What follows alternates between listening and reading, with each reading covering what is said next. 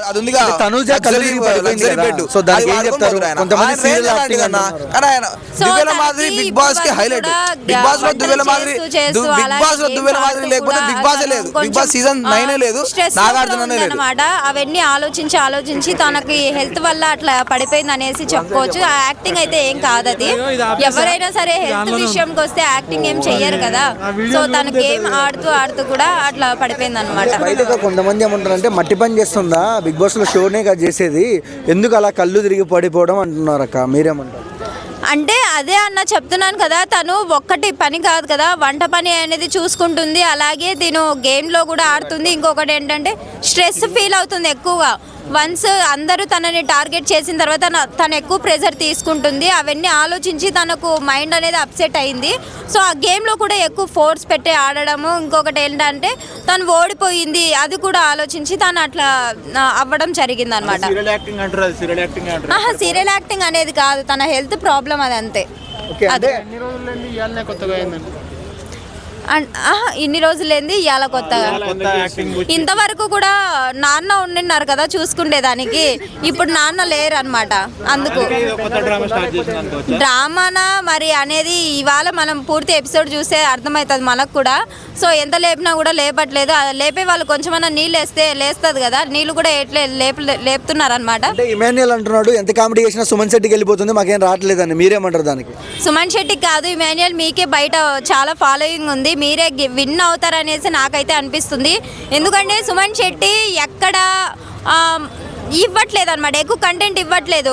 ఇమాన్యుయల్ వచ్చేసి ప్రతి హౌస్మేట్ దగ్గర ప్రతి పర్సన్ దగ్గరికి వెళ్ళి ఎంటర్టైన్మెంట్ ఇస్తున్నాడు. ఎవరికి ఏం జరిగినా కూడా చూసుకుంటున్నాడు. అంటే ఎంత ఎమోషన్ అయినా సరే దాన్ని కొంచెము ఫన్ వేలోనే తీసుకెళ్తున్నాడు అనమాట ఇమాన్యుయల్ అయితే. చిట్టి పికిల్స్ అన్న, చిట్టి పికిల్స్ బయటకు వచ్చేస్తుంది, దాంట్లో ఇబ్బందే లేదనమాట. చిట్టి పికిల్స్ బయటకు వచ్చేస్తుంది. ఎందుకంటే చిట్టి పికిల్స్కి ఇంకా హౌస్ ఏంటి అనేది అర్థం అవ్వట్లేదు. నేను ఇంతకుముందు రివ్యూలో కూడా చెప్పాను అనమాట. ఏంటి ఆ హౌస్లో ఎలా ఉండాలి, ఎవరితో ఎలా మాట్లాడాలి, ఎలా గేమ్స్ ఆడాలి ఏంటి అనేది కూడా చిట్టి పికిల్స్కి అర్థం అవ్వట్లేదు. తను ఎంతసేపు ఉన్నా కూడా మామూలుగా బయట ఎట్లుంటుందంటే వాళ్ళ మాటలు తీసుకొచ్చి వీళ్ళకి చెప్పడం, వీళ్ళ మాటలు తీసుకెళ్ళి వాళ్ళకి చెప్పడం, అలానే ఉండింది.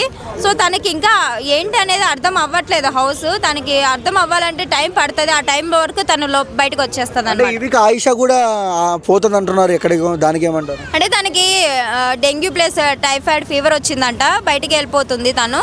సో తన ప్లేస్లో మేబీ తీసుకుంటే శ్రీజన్ తీసుకుంటారనమాట, రీ ఎంట్రీ. సో ఇంకొకటి ఏంటంటే బయట కొంచెం టాక్ కూడా ఉంది, బిగ్ బాస్ 9 ఎక్కువగా నడవట్లేదు, టీఆర్పీ ఇవ్వట్లేదు, అందుకే రీ ఎంట్రీలు తీసుకుంటున్నాం అనేసి అంటున్నారు. మరి చూడాలి. నాకైతే వాళ్ళు ఎలివేషన్ ఇచ్చినంతగా ఏం బిగ్ బాస్ 9 నడుస్తలేదు అనేసి అనుకుంటున్నాను నేనైతే.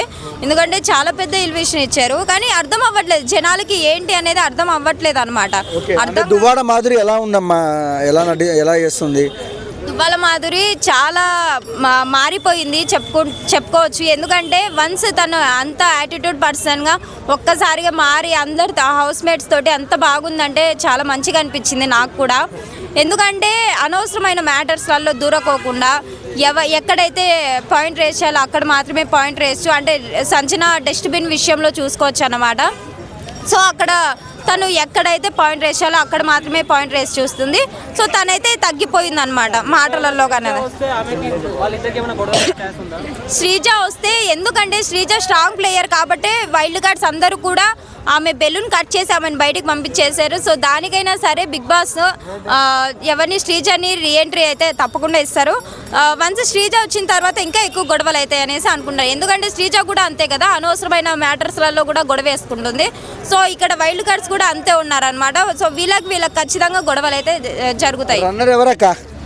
రన్నర్ ఎవరు అంటే తనుజ ఆర్ సుమన్ శెట్టి అనుకోవచ్చు, విన్నర్ అయితే ఇమాన్యుయల్ అనుకోవచ్చు.